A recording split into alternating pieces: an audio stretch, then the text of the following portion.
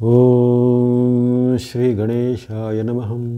ಓಂ ಶ್ರೀ ಗುರುಭ್ಯೋ ನಮಃ. ನಮಃ ಸೂರ್ಯ ಚಂದ್ರ ಮಂಗಳ ಬುಧ ಚ ಗುರು ಶುಕ್ರ ಶನಿಭ್ಯಶ್ಚ ರಾಹವೇ ಕೇತವೇ ನಮಃ. ನಮಸ್ತೆ. ಆಸ್ಟ್ರೋ ಆಚಾರ್ಯ ಗುರೂಜಿ ವಾಹಿನಿಗೆ ತಮಗೆಲ್ಲರಿಗೂ ಆದರದ ಸ್ವಾಗತ. ವಾಹಿನಿನ ನಿರಂತರ ವೀಕ್ಷಿಸಿ ಪ್ರೋತ್ಸಾಹಿಸಿ ಸಬ್ಸ್ಕ್ರೈಬ್ ಮಾಡುವಂಥ ತಮಗೆಲ್ಲರಿಗೂ ಅನಂತ ಧನ್ಯವಾದಗಳನ್ನು ಸಲ್ಲಿಸುತ್ತಾ ಮಾಸ ಭವಿಷ್ಯದ ಕಾರ್ಯಕ್ರಮಕ್ಕೆ ಸ್ವಾಗತ. ಸೆಪ್ಟೆಂಬರ್ ತಿಂಗಳ ಮೇಷರಾಶಿಯ ಭವಿಷ್ಯವನ್ನು ಈಗ ಅವಲೋಕಿಸೋಣ. ಮೇಷರಾಶಿಗೆ ಸೆಪ್ಟೆಂಬರ್ ತಿಂಗಳು ಅದೃಷ್ಟದಾಯಕವಾಗಿರುತ್ತೆ. ಅಲ್ಲಿ ಉದ್ಯೋಗ, ಭೂಮಿ, ಮನೆಯಂತಹ ಯೋಗಗಳು ಬರ್ತಾಯಿರ್ತವೆ. ಅದೇ ರೀತಿ ಕೆಲವೊಂದು ಸಣ್ಣ ಪುಟ್ಟ ಎಚ್ಚರಿಕೆ ಸಹ ಬಂದಿದೆ. ಎಚ್ಚರ, ಕಲಹ, ರೋಗ ಅಂತ ಬಂದಿವೆ. ಹಾಗಾಗಿ ಉದ್ಯೋಗ, ಭೂಮಿ, ಮನೆ ಯೋಗ, ಎಚ್ಚರಿಕೆ, ಕಲಹ ಮತ್ತು ರೋಗದ ಅಂತ ಆರೋಗ್ಯದ ಬಗ್ಗೆ ಮತ್ತು ಕಲಹವಾಗುವ ಬಗ್ಗೆ ಸಹ ಎಚ್ಚರಿಕೆ ಬೇಕಾಗುತ್ತೆ. ಅಲ್ಲಿ ವಿಶೇಷವಾಗಿ ನಿಮಗೆ ಈ ತಿಂಗಳ ಸೆಪ್ಟೆಂಬರ್ ಆರಂಭದಲ್ಲಿ 16ನೇ ತಾರೀಕುವರೆಗೆ ಸೂರ್ಯ ಭಗವಂತರ ವಿಶೇಷವಾದ ಆಶೀರ್ವಾದ ಸಿಂಹರಾಶಿಯಲ್ಲಿ ಇರುವಾಗ, ಆ ಬಳಿಕ 17ರಿಂದ ಅವರು ಕನ್ಯಾ ರಾಶಿಗೆ ಪ್ರವೇಶ ಮಾಡುವಾಗ ಸೂರ್ಯನ ವಿಶೇಷವಾದ ಕೃಪೆ ನಿಮಗೆ ಸಿಗುತ್ತೆ. ಆರಂಭದಲ್ಲಿ ನಿಮಗೆ ಸೂರ್ಯನ ಬೆಂಬಲ ಅಷ್ಟು ಇರೋದಿಲ್ಲ. ಆದರೆ ಯಾವಾಗ ಅಲ್ಲಿ ಪರಿವರ್ತನೆ ಕನ್ಯಾ ರಾಶಿಗೆ ಆಗ್ತಿದ್ದಂತೆ ನಿಮಗೆ ವಿಶೇಷವಾದ ಲಾಭಗಳು ಬರುವಂಥದ್ದು ಸೂರ್ಯನಿಂದ. ಮಂಗಳನು ಆರಂಭದಲ್ಲಿ ನಿಮಗೆ ಪೂರಕವಾಗಿರುವಂಥದ್ದು. ಬುಧ ಗ್ರಹದ ಆಶೀರ್ವಾದ 15ರಿಂದ ಬರುವಂಥದ್ದು. ಅದೇ ರೀತಿ ಶುಕ್ರ ಗ್ರಹವು ನಿಮಗೆ ತಿಂಗಳ ಪೂರ್ತಿ ಅನುಕೂಲವಾಗಿರುವಂಥದ್ದು. ರಾಹು ಸಹ ನಿಮಗೆ ಮಾಸ ಪೂರ್ತಿ ಅನುಕೂಲಕರವಾಗಿ ಇರುವಂಥದ್ದು. ಹಾಗಾಗಿ ಅಲ್ಲಿ 5 ಅಥವಾ 6 ಗ್ರಹಗಳ ಒಂದು ನಿಮಗೆ ಕೃಪೆ ಈ ಸೆಪ್ಟೆಂಬರ್ ತಿಂಗಳಲ್ಲಿ ಮಧ್ಯೆ ಸಿಗಲಿದೆ. ಹಾಗಾಗಿ ಹೆಚ್ಚೇನು ಆತಂಕ ಪಡುವಂಥ ವಿಚಾರಗಳೇನಿಲ್ಲ. ಹೆಚ್ಚಿನ ಗ್ರಹಗಳಿಂದ ನಿಮಗೆ ಶುಭ ಫಲಗಳ ಒಂದು ಖಾತ್ರಿ ಸೆಪ್ಟೆಂಬರ್ ತಿಂಗಳಲ್ಲಿ ಇರುತ್ತೆ. ಮೊದಲೇ ಹೇಳಿದಂತೆ ನಿಮಗೆ ಉದ್ಯೋಗ, ಭೂಮಿ, ಮನೆ ಯೋಗ ಅಂತ ಹೇಳಿದ್ರು.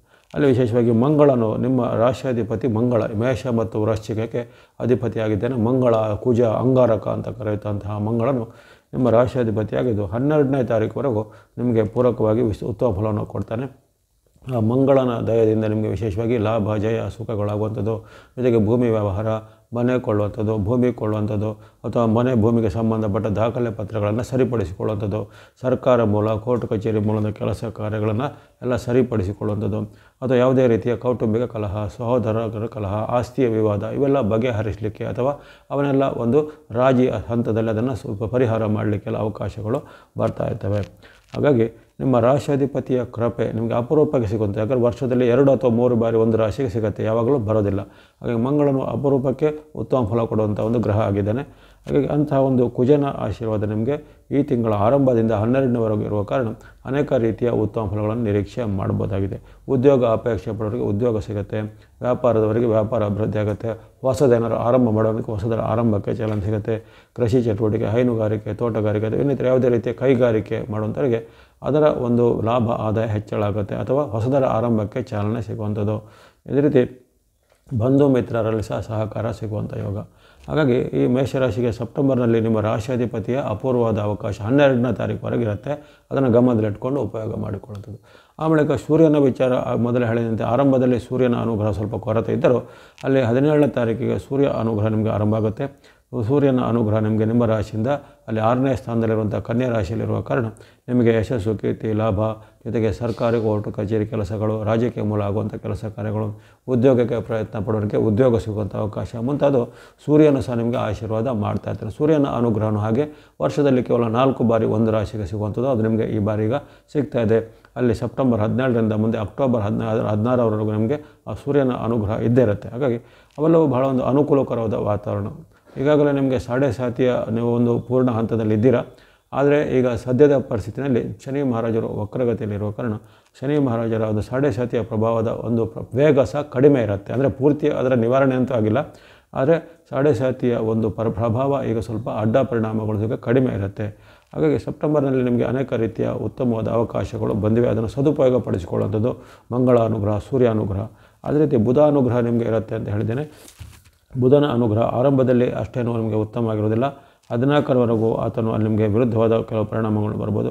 ಕೆಲವೊಮ್ಮೆ ನಿಮಗೆ ಕಲಹದ ಕಾರಣ, ತಂದೆ ಮಕ್ಕಳ ಕಲಹ, ಹಿರಿಯರಲ್ಲಿ ಕಲಹ, ಕೆಲವೊಮ್ಮೆ ನಿಮ್ಮಲ್ಲಿ ನಾಸ್ತಿಕ ಭಾವನೆ, ವಿರುದ್ಧವಾದ ಲಿಂಗದವರ ಜೊತೆ ಏನಾದರೂ ಜಗಳಗಳು, ಅಂದರೆ ಸ್ತ್ರೀಯರಿಗೆ ಪುರುಷರಿಗೆ ಸ್ತ್ರೀಯರಲ್ಲಿ ಕಲಹಗಳು ಆಗುವಂಥದ್ದು, ದಾಂಪತ್ಯದಲ್ಲಿ ಸಣ್ಣ ಪುಟ್ಟ ಕಲಹಗಳು ಬರುವಂಥದ್ದು, ಇವೆಲ್ಲ ಆರಂಭದ 14ರವರೆಗೂ ಬುಧನ ವೈರುಧ್ಯ ಇರುತ್ತೆ. ನಿಮಗೆ ಬುಧನ ವೈರುಧ್ಯವಾಗಿರುವಾಗ ಅವೆಲ್ಲ ಕಾರಣ ಆಗ್ಬೋದು.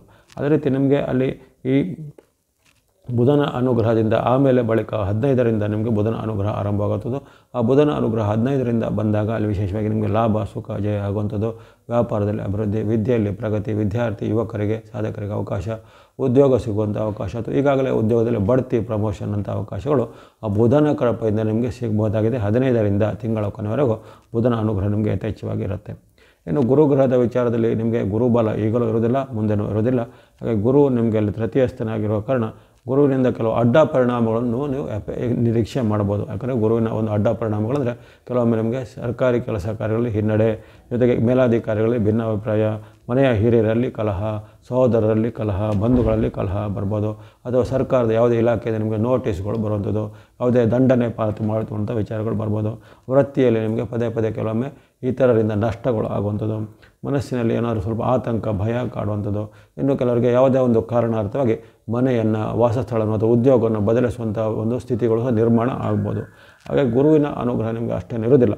ಹಾಗಾಗಿ ಯಾರ್ಯಾರ ಜಾತಕದಲ್ಲಿ ಈಗ ವೈಯಕ್ತಿಕವಾಗಿ ಇದೆಲ್ಲ ಹೇಳುವಂಥದ್ದು ಸಾರ್ವಜನಿಕವಾಗಿ, ಆದರೆ ವೈಯಕ್ತಿಕವಾಗಿ ಕೆಲವೊಬ್ಬರಿಗೆ ಅವರವರ ಜಾತಕದಲ್ಲಿ ಗುರುವಿನಲ್ಲಿ ನೀಚನಾಗಿದ್ದರೆ, ವಕ್ರಿಯಾಗಿದ್ದರೆ ಅಥವಾ ಗುರು ಅವರಿಗೆ ವಿರುದ್ಧವಾದ ದಶೆಗಳು ನಡೀತಾ ಇದ್ದರೆ, ಅವರ ಕುಂಡಲಿಯಲ್ಲಿ ಗುರುವಿಗೆ ಪಾಪಯುತಿ ಎಲ್ಲ ಇದೆ, ಅಂಥವರಿಗೆ ಇನ್ನಷ್ಟು ಸ್ವಲ್ಪ ಅಡ್ಡ ಪರಿಣಾಮಗಳು ಜಾಸ್ತಿ ಇರ್ತವೆ. ಹಾಗಾಗಿ ಈ ಎಲ್ಲ ಪರಿಣಾಮಗಳು ಅಥವಾ ಫಲಿತಾಂಶಗಳು ಅವರವರ ವೈಯಕ್ತಿಕ ಕುಂಡಲಿಯ ಒಂದು ಫಲಿತಾಂಶಕ್ಕೂ ಸಹ ತಾಳೆ ಮಾಡಬೇಕಾಗತ್ತೆ. ಯಾಕಂದರೆ ಇಲ್ಲಿ ಹೇಳುವಂಥದ್ದು ಈಗ ಸಾರ್ವತ್ರಿಕವಾಗಿ ಅಂದರೆ ಜನರಲ್ ಆಗಿ ಹೇಳುವಂಥದ್ದು ಇದು ಮೇಷರಾಶಿಗೆ. ಹಾಗಾಗಿ ಅಂಥ ಒಂದು ಗುರುವಿನ ಅಡ್ಡ ಪರಿಣಾಮ ಕೆಲವೊಬ್ಬರಿಗೆ ಸ್ವಲ್ಪ ಸಂಕಷ್ಟವನ್ನು ತರ್ಬೋದಾಗಿದೆ. ಇನ್ನು ಶುಕ್ರನ ವಿಚಾರ ಗಮನಿಸಿದಾಗ ಶುಕ್ರ ಗ್ರಹವು ನಿಮಗೆ ತಿಂಗಳ ಪೂರ್ತಿ ಪೂರಕವಾಗಿರುತ್ತೆ. ಶುಕ್ರ ನಿಮಗೆ ಆರಂಭದಲ್ಲಿ 14ರವರೆಗೂ ಆತನು ಕಟಕದಲ್ಲಿರುವಾಗ ಚತುರ್ಥನಾಗಿಯೂ, ಆಮೇಲೆ 15ರಿಂದಲೇ ಸಿಂಹಕ್ಕೆ ಬರುವಾಗ ನಿಮ್ಮ ರಾಶಿಗೆ ಪಂಚಮಸ್ಥನಾಗಿಯೂ ಉತ್ತಮವಾದ ಫಲವನ್ನು ಕೊಳ್ಳಲಿದ್ದಾನೆ. ಶ್ರೇಷ್ಠವಾದ ಲಾಭಗಳು ಆಗುವಂಥದ್ದು, ವ್ಯಾಪಾರ ಉದ್ಯಮದಲ್ಲಿ ಪ್ರಗತಿ, ಅಂದುಕೊಂಡಂತೆ ಕೆಲಸ ಕಾರ್ಯಗಳು ಆಗುತ್ತೆ. ಜೊತೆಗೆ ಹಣದ ಹರಿವು ಬಹಳ ಉತ್ತಮವಾಗಿರುವಂಥದ್ದು. ಅದೇ ರೀತಿ ಸಾಲವನ್ನು ತೀರಿಸುವಂಥ ಅವಕಾಶ, ಬಂಧು ಮಿತ್ರರಲ್ಲಿ ಬಾಂಧವ್ಯ ವೃದ್ಧಿಯಾಗುವಂಥದ್ದು, ಶುಭ ಕಾರ್ಯಗಳಲ್ಲಿ ಪಾಲ್ಗೊಳ್ಳುವಂಥದ್ದು, ಶುಭವಾದ ಖರ್ಚುಗಳು ಬರುವಂಥದ್ದು, ಈ ರೀತಿ ಅನೇಕ ಖುಷಿ ಕೊಡುವಂಥ ಘಟನೆಗಳು. ಜೊತೆಗೆ ಇನ್ವೆಸ್ಟ್ಮೆಂಟ್ ಮಾಡಿದ್ರಲ್ಲಿ ಲಾಭ ಆದಾಯ ಎಲ್ಲ ಬರುತ್ತೆ. ನೀವು ಹಿಂದೆ ಮಾಡಿದ ಒಂದು ಯಾವುದೇ ಹೂಡಿಕೆಗೆ ಈಗ ಲಾಭ ಆದಾಯ ಬರುವಂಥದ್ದು. ಈ ರೀತಿ ಹಣದ ವಿಚಾರದಲ್ಲಿ ಸಂತೃಪ್ತಿ ಇರುತ್ತೆ. ಶುಕ್ರ ನಿಮಗೆ ತಿಂಗಳ ಪೂರ್ತಿ ಉತ್ತಮವಾದ ಕೃಪೆಯಲ್ಲಿ ಇದ್ದಾನೆ. ಇನ್ನು ಶನಿ ಮಹಾರಾಜರ ವಿಚಾರ ನಿಮಗೆ ಆಗಲೇ ಗೊತ್ತಿರುವಂತೆ ನೀವು ಸಾಡೆ ಸಾತಿಯ ಚಕ್ರದಲ್ಲಿ ಈಗ ಪ್ರಧಾನ ಪಾತ್ರಧಾರಿಗಳಾಗಿದ್ದೀರಾ. ಯಾವ ರೀತಿ ಮೀನ ರಾಶಿಯಲ್ಲಿ ಇದ್ದಾಗ ಮೀನ ಮತ್ತು ಅಲ್ಲಿ ಮೇಷರಾಶಿಗೆ ಹೆಚ್ಚು ಅಡ್ಡ ಪರಿಣಾಮಗಳು, ಕುಂಭರಾಶಿಗೂ ಪರಿಣಾಮ ಇರುತ್ತೆ. ಆದರೆ ಕುಂಭರಾಶಿಗಿಂತ ಮೀನ ಮತ್ತು ಮೇಷಕ್ಕೆ ಸ್ವಲ್ಪ ಅಡ್ಡ ಪರಿಣಾಮ ಜಾಸ್ತಿ. ಆದರೆ ಸದ್ಯದ ಸ್ಥಿತಿಯಲ್ಲಿ ಈಗ ಅಲ್ಲಿ ಶನಿ ಮಹಾರಾಜರು ನವೆಂಬರ್ ಆರಂಭದವರೆಗೂ ಅವರು ವಕ್ರಗತಿಯಲ್ಲಿರುವ ಕಾರಣ ನಿಮಗೆ ಆ ವಕ್ರಗತಿಯ ಪರಿಣಾಮವಾಗಿ ಹೆಚ್ಚೇನು ಅಡ್ಡ ಪರಿಣಾಮಗಳಿಗೆ ಬರೋದಿಲ್ಲ.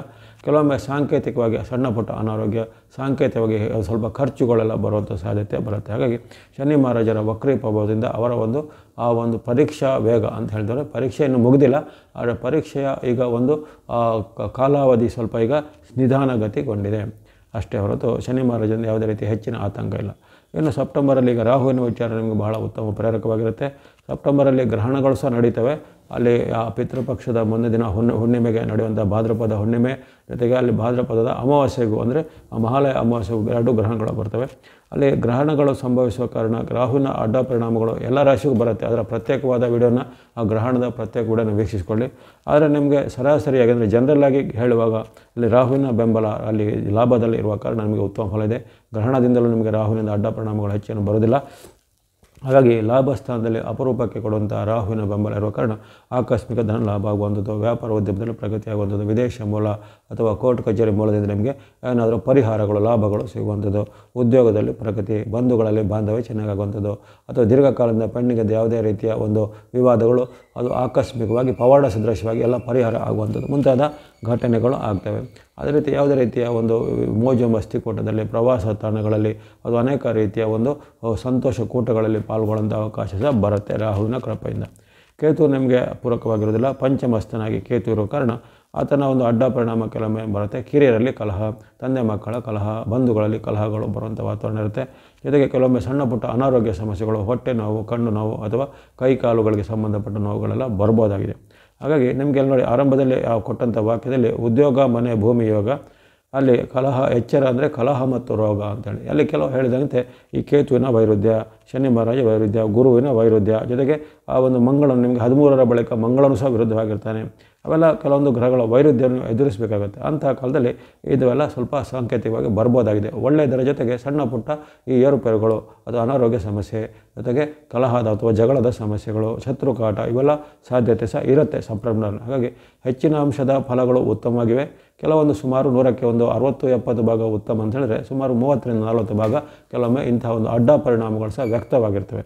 ಹಾಗೆ ಇವೆಲ್ಲನ ಗಮನದಲ್ಲಿಟ್ಕೋಬೇಕು. ಇಲ್ಲಿ ಸೂರ್ಯನಿಂದ ಕೇತುವಿನವರೆಗೆ 8 ಗ್ರಹಗಳ ಪರಿಣಾಮ ನೋಡಿದ್ದಾಯಿತು ಸೆಪ್ಟೆಂಬರ್ನಲ್ಲಿ. ಇನ್ನು ಕ್ಷಿಪ್ರವಾಗಿ ರಾಶಿ ಬದಲಿಸುವಂತಹದ್ದು ಅಲ್ಲಿ ಚಂದ್ರನು 2 ದಿನ ಅಥವಾ 2 ದಿನ 2.5 ದಿನಗಳಲ್ಲಿ ಒಂದೊಂದು ರಾಶಿಗಳು ಇರ್ತಾನೆ.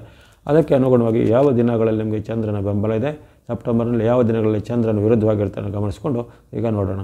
ಅಲ್ಲಿ ಆರಂಭದ 1, 2, 3 ನಿಮಗೆ ಚಂದ್ರನು ವಿರುದ್ಧವಾಗಿರುವಂಥದ್ದು. ಅಲ್ಲಿ 8, 9ರ ಸ್ಥಾನ ನಿಮ್ಮ ರಾಶಿಯಿಂದ ಅಷ್ಟಮ ಮತ್ತು ನವಮದಲ್ಲಿರುವಂತಹ ಚಂದ್ರನು ಅಲ್ಲಿ 1, 2, 3ರಲ್ಲಿ ನಿಮಗೆ ಸ್ವಲ್ಪ ಅಡ್ಡ ಪರಿಣಾಮ ಜಾಸ್ತಿ ಬರುತ್ತೆ, ಖರ್ಚು ಜಾಸ್ತಿ ಬರುತ್ತೆ, ನಷ್ಟಗಳು ಆಗುವಂಥದ್ದು, ಕೆಲಸ ಕಾರ್ಯಗಳಲ್ಲಿ ಸ್ವಲ್ಪ ವಿಘ್ನಗಳು, ಜೊತೆ ಕಲಹ ಬರುತ್ತೆ ಜಾಸ್ತಿ. ಆಗಲೇ ಹೇಳಿದಂತೆ ನಿಮಗೆ ಈ ತಿಂಗಳಲ್ಲಿ ಕಲಹ ಮತ್ತು ರೋಗದ ಬಗ್ಗೆ ಎಚ್ಚರಿಕೆ ಅಂತ ಅಲ್ಲಿ ಕೆಲವೊಂದು ಸಾರಿ ಚಂದ್ರನ ವೈರುಧ್ಯ ನಿಮಗೆ ಕಲಹಗಳಿಗೆ ಕಾರಣ ಆಗುತ್ತೆ.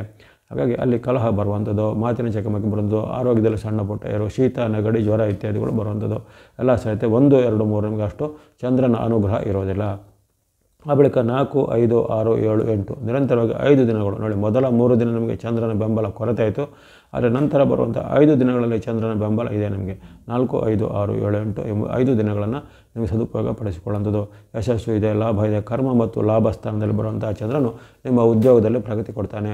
ಹಣಕಾಸಿನ ನೆರವು ಚೆನ್ನಾಗಲಿಕ್ಕೆ ಸಹಾಯ ಆಗುತ್ತೆ. ಇತರ ಗ್ರಹಗಳ ಯಾವುದ್ಯಾವ ಗ್ರಹಗಳ ಬೆಂಬಲ ಇದೆ, ಉದಾಹರಣೆಗೆ ಶುಕ್ರ ನಿಮಗೆ ಪೂರಕವಾಗಿದ್ದಾನೆ, ಅಲ್ಲಿ ನಿಮಗೆ ಆರಂಭದಲ್ಲಿ ಮಂಗಳ ಪೂರಕವಾಗಿರ್ತಾನೆ. ಇವೆಲ್ಲ ಇರುವಾಗ ಅಲ್ಲಿ ಜೊತೆಗೆ ಚಂದ್ರನು ಸಹ ಅದರ ಜೊತೆ ಕೈ ಜೋಡಿಸಿದಾಗ ನಿಮಗೆ ವಿಶೇಷವಾದ ಫಲಗಳು ಈ 4ರಿಂದ 8ರವರೆಗೆ ವಿಶೇಷವಾಗಿ ಶುಭಗಳು ಅನುಭವಕ್ಕೆ ಬರಲಿವೆ.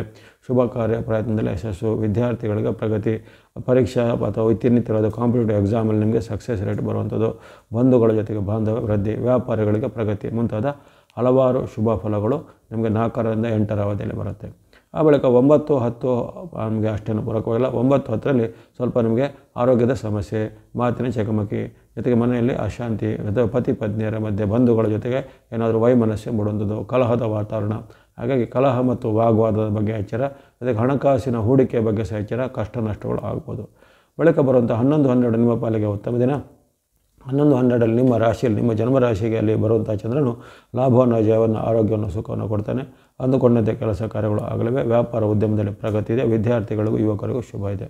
13, 14 ಸ್ವಲ್ಪ ಮಿಶ್ರ ಫಲಗಳ ಸೂಚನೆ, ಕಷ್ಟ ನಷ್ಟಗಳ ಸಾಧ್ಯತೆ, ಅನಾರೋಗ್ಯ ಸಮಸ್ಯೆ, ಕಣ್ಣು, ಕಿವಿ, ಮೂಗು, ಗಂಟಲಿಗೆ ಸಂಬಂಧಪಟ್ಟ ಏನಾದ್ರು ಅನಾರೋಗ್ಯಗಳು ಅಥವಾ ಈ ಶೀತ, ನೆಗಡಿ, ಜ್ವರ, ಹವಾಮಾನ ವೈಪರೀತ್ಯದ ಘಟನೆಗಳಿಂದ ಆಗುವಂಥ ಪರಿವರ್ತನೆಗಳಿಂದ ಅನಾರೋಗ್ಯ ಸಮಸ್ಯೆಗಳು ಎದುರಾಗ್ಬೋದು. ಹಾಗಾಗಿ ಈ 13, 14ರಲ್ಲಿ ಹಣಕಾಸು ವಿಚಾರ, ಆರೋಗ್ಯ ವಿಚಾರ, ಮಾತಿನ ವಿಚಾರ ಸ್ವಲ್ಪ ಎಚ್ಚರ ಬೇಕು. 15, 16 ಮತ್ತೊಮ್ಮೆ ನಿಮಗೆ ಚಂದ್ರನ ಬೆಂಬಲ ಬರುವಂಥ ಉತ್ತಮ ದಿನ. ಲಾಭ, ಯಶಸ್ಸು, ಕೀರ್ತಿ ಇದೆ. ಅಂದುಕೊಂಡಂತೆ ಕೆಲಸ ಕಾರ್ಯಗಳು ಕ್ಷಿಪ್ರವಾಗಿ ಆಗುತ್ತೆ. 17, 18, 19, 20 ಈ 4 ದಿನಗಳು ಸ್ವಲ್ಪ ಚಂದ್ರನ ಬೆಂಬಲ ಮತ್ತೆ ನಿಮಗೆ ಕೊರತೆ ಆಗುತ್ತೆ. ಈ 4 ದಿನಗಳಲ್ಲಿ ಸ್ವಲ್ಪ ನೀವು ಬಂಧುಗಳಲ್ಲಿ, ಮಿತ್ರರಲ್ಲಿ ಸ್ವಲ್ಪವನ್ನು ಬಾಂಧವ್ಯನ ಕಾಪಾಡಿಕೊಳ್ಬೇಕು. ಕಲಹದ ವಾತಾವರಣ ಏರ್ಪಡುತ್ತೆ. ಸಿಟ್ಟಿನಿಂದ ಏನಾದರೂ ಆತಂಕದಿಂದ ಎಲ್ಲ ಭಯದ ವಾತಾವರಣ ನಿರ್ಮಾಣ ಆಗುತ್ತೆ. ಜೊತೆಗೆ ಯಾವುದೇ ರೀತಿಯ ಕೆಲಸ ಕಾರ್ಯಗಳು ವಿಘ್ನಗಳು ಬರುವಂಥದ್ದು, ಅಡೆತಡೆಗಳು ಬರುವಂಥದ್ದು, ನಿರಾಸೆ ಆಗುವಂಥ ಘಟನೆ, ಜೊತೆಗೆ ನಿಮಗೆ ಇತರರಿಂದ ಅವಮಾನಕರ ಘಟನೆ ಮನೆಯಲ್ಲಿಯೂ, ವೃತ್ತಿ ಜಾಗದಲ್ಲಾಗ್ಬೋದು ಅಥವಾ ಈಗಿನ ಸಾಮಾಜಿಕ ಜಾಲತಾಣ ಸೋಷಿಯಲ್ ಮೀಡಿಯಾದಲ್ಲಿ ಸಹ ನಿಮ್ಮ ವಿರುದ್ಧ ಏನಾದರೂ ಅವಮಾನಕರವಾದ ಪೋಸ್ಟ್ ಎಲ್ಲ ಬರುವಂಥದ್ದೆಲ್ಲ ಆಗುವಂಥದ್ದು. ಹಾಗಾಗಿ ಆ ಬಗ್ಗೆ ಎಚ್ಚರಬೇಕು. ಜೊತೆಗೆ ಯಾವುದೇ ರೀತಿಯ ಕಾನೂನು ಭಂಗಿಸುವಂಥ ಕೆಲಸಕ್ಕೆ ಕೈ ಹಾಕಿ ನಿಮ್ಮ ಮೇಲೆ ದಂಡನೆಗಳು ಬರುವಂಥದ್ದು ಅಂತೆಲ್ಲ ಬರುತ್ತೆ. ಹಾಗಾಗಿ ಈ 17ರಿಂದ 20ರ ಅವಧಿಯಲ್ಲಿ ಸ್ವಲ್ಪ ಎಚ್ಚರಿಕೆ. ಬಳಿಕ 21, 22, 23, 24, 25 ನಿರಂತರವಾಗಿ 5 ದಿನಗಳು 21ರಿಂದ 25ರವರೆಗೆ ನಿಮಗೆ ವಿಶೇಷವಾದ ಲಾಭ, ಸುಖ, ಜಯ ಸಿಗುತ್ತೆ. ಇಷ್ಟಾರ್ಥ ಸಿದ್ಧಿ ಇದೆ. ಅಂದುಕೊಂಡಂತೆ ಕೆಲಸ ಕಾರ್ಯಗಳು ಆಗಲಿವೆ. ವ್ಯಾಪಾರ ಉದ್ಯಮದಲ್ಲಿ ಮುನ್ನಡೆದಿದೆ. ಜೊತೆಗೆ ಯಾವುದೇ ಪ್ರಯತ್ನದಲ್ಲಿ ಸಫಲತೆ ಅಂದರೆ ಸಕ್ಸಸ್ ರೇಟ್ ಬಹಳ ಉತ್ತಮವಾಗಿರುವಂಥ 5 ದಿನಗಳು. ಆ 5 ದಿನಗಳನ್ನು ಚೆನ್ನಾಗಿ ಸದುಪಯೋಗ ಪಡಿಸಿಕೊಳ್ಳುವಂಥದ್ದು. ಆ ಬಳಿಕ 26, 27, 28 ಮಿಶ್ರ ಫಲಗಳು, 29, 30 ಮಿಶ್ರ ಫಲಗಳು. ಅಂದರೆ ಕೊನೆಯ 5 ದಿನಗಳು 26ರಿಂದ 30ರವರೆಗೆ ಮಿಶ್ರ ಫಲಗಳ ಸೂಚನೆ. ಕಷ್ಟ ನಷ್ಟಗಳಾಗುವಂಥದ್ದು, ವ್ಯಾಪಾರದಲ್ಲಿ ಹಿನ್ನಡೆ, ಮಾತಿನ ಚಕಮಕಿ, ಬಂಧುಗಳಲ್ಲಿ ವಿರೋಧ, ಜೊತೆಗೆ ಏನಾದರೂ ಮನೆಯಲ್ಲಿ ಅಶಾಂತಿಯ ವಾತಾವರಣ ಮೂಡುವಂಥದ್ದು, ಜೊತೆಗೆ ಯಾವುದೇ ಪ್ರಯತ್ನ ಮಾಡಿದ್ರೆ ಅಲ್ಲಿ ವೈಫಲ್ಯ ಅಥವಾ ನಿಧಾನಗತಿಯ ಫಲಿತಾಂಶಗಳು ಬರುವಂಥದ್ದು, ಯಾವುದೇ ಕೆಲಸದಲ್ಲಿ ನಿಮಗೆ ಸ್ವಲ್ಪ ನಿರಾಸಕ್ತಿಗಳು ಬರುವಂಥದ್ದು. ಈ ರೀತಿ ಅಲ್ಲಿ ತನುಮನ ಧನದ ಸಂಯಮವನ್ನು ನೀವು 26ರಿಂದ ಕೊನೆಯ 30ರವರೆಗೂ ಕಾಪಾಡಿಕೊಳ್ಬೇಕಾಗುತ್ತೆ. ಕೊನೆಯ 4-5 ದಿನಗಳು ಅಷ್ಟೊಂದು ಉತ್ತಮವಾಗಿ ಇರೋದಿಲ್ಲ. ಹಾಗಾಗಿ ಈ ಚಂದ್ರನ ಬೆಂಬಲ ಇರುವಂಥ ಡೇಟ್ಗಳನ್ನು ಈಗ ಪ್ರತ್ಯೇಕವಾಗಿ ಹೇಳಿದ್ರೆ ಸುಮಾರು ನಿಮಗೆ 13 ದಿನಾಂಕಗಳಲ್ಲಿ ಚಂದ್ರನ ಬೆಂಬಲ ನಿಮಗೆ ಸಿಗುವಂಥ ಅವಕಾಶ ಈ ತಿಂಗಳಲ್ಲಿ ಬಂದಿದೆ. ಅವನ್ನು ನೀವು ಸದುಪಯೋಗ ಪಡಿಸಿಕೊಳ್ಳುವಂಥದ್ದು. ಇನ್ನು ಆಗಲೇ ಹೇಳಿದಂತೆ ನಿಮಗೆ ರವಿಯು ನಿಮಗೆ ಆರಂಭದಲ್ಲಿ ಪೂರಕವಾಗಿಲ್ಲ, ಮಧ್ಯದಲ್ಲಿ ಪೂರಕವಾಗಿ ಬರ್ತಾನೆ. 17ರಿಂದ ಮಂಗಳನು ನಿಮಗೆ 12ರವರೆಗೆ ಪೂರಕವಾಗಿರ್ತಾನೆ. ಬುಧನು 15ರಿಂದ ನಿಮಗೆ ಉತ್ತಮವಾಗಿರ್ತಾನೆ. ಶುಕ್ರನು ತಿಂಗಳ ಪೂರ್ತಿ ಆಶೀರ್ವಾದ ಮಾಡ್ತಾನೆ. ರಾಹು ಸಹ ನಿಮಗೆ ತಿಂಗಳ ಪೂರ್ತಿ ಆಶೀರ್ವಾದ ಮಾಡ್ತಿದ್ದಾರೆ. ಹಾಗಾಗಿ ಯಾವ ಗ್ರಹಗಳು ತಿಂಗಳಲ್ಲಿ ನಿಮಗೆ ಯಾವ ರೀತಿ ಸಹಕಾರಿ ಆಗೋದು ಅನ್ನೋದನ್ನು ಗಮನಿಸಿದಾಯಿತು. ಇನ್ನು ಈ ತಿಂಗಳಲ್ಲಿ ಬಳಸುವಂಥ ಬಣ್ಣಗಳ ವಿಚಾರ ಬಂದಾಗ ವೈಟ್ ಅಥವಾ ಬಿಳಿಯ ಬಣ್ಣವನ್ನು ತಿಂಗಳ ಪೂರ್ತಿ ಬಳಸ್ಕೊಳ್ಳಿ. ವೈಟ್ ಅಥವಾ ಬಿಳಿಯ ಬಣ್ಣ ಸಂಖ್ಯೆ 6 ತಿಂಗಳ ಪೂರ್ತಿ ಬಳಸ್ಕೊಳ್ಳುವಂಥದ್ದು ಶುಕ್ರನ ಅನುಗ್ರಹ ತಿಂಗಳ ಪೂರ್ತಿ ಇದೆ. ಇನ್ನು ಗ್ರೇ ಅಥವಾ ಬೂದು ಬಣ್ಣ ರಾಹುವಿನ ಸಂಕೇತ. ಹಾಗಾಗಿ ಗ್ರೇ ಅಥವಾ ಬೂದು ಬಣ್ಣ ಮತ್ತು ಸಂಖ್ಯೆ 4 ನಂಬರ್ 4 ನೀವು ತಿಂಗಳ ಪೂರ್ತಿ ಬಳಸ್ಕೊಳ್ಳುವಂಥದ್ದು. ಇನ್ನು ಸೂರ್ಯನ ಒಂದು ಸಂಕೇತವಾಗಿ ಆರೆಂಜ್ ಅಥವಾ ಕೇಸರಿ ಬಣ್ಣ ಮತ್ತು ಸಂಖ್ಯೆ 1 ನಂಬರ್ 1 ನೀವು ಅಲ್ಲಿ 17ನೇ ತಾರೀಕಿನಿಂದ ತಿಂಗಳ ಕೊನೆಯವರೆಗೆ ಬಳಸ್ಕೊಳ್ಳಿ. ಅದೇ ರೀತಿ ಗ್ರೀನ್ ಅಥವಾ ಹಸಿರು ಬಣ್ಣ ಮತ್ತು ಸಂಖ್ಯೆ 5 ಇದು ಬುಧನ ಸಂಕೇತ. ಗ್ರೀನ್ ಅಥವಾ ಹಸಿರು ಬಣ್ಣ ಮತ್ತು ನಂಬರ್ 5 ನೀವು 15ನೇ ತಾರೀಕಿಂದ ಬಳಸ್ಕೊಳ್ಳುವಂಥದ್ದು. ಇನ್ನು ಮಂಗಳನು ನಿಮಗೆ ಆರಂಭದಲ್ಲಿ ಪೂರಕವಾಗಿರೋ ಕಾರಣ ರೆಡ್ ಅಥವಾ ಕೆಂಪು ಬಣ್ಣ ಸಂಖ್ಯೆ 9 ನಂಬರ್ 9 ನೀವು 12ರವರೆಗೆ ಅಂದರೆ ಆರಂಭದಿಂದ 12ನೇ ತಾರೀಕುವರೆಗೂ ಬಳಸ್ಕೊಳ್ಬೋದಾಗಿದೆ. ಹಾಗಾದರೆ 12ರಿಂದ ನಿಮ್ಮ ಬೆಳಕಲ್ಲಿ ಪರಿವರ್ತನೆ ಆಗುತ್ತೆ.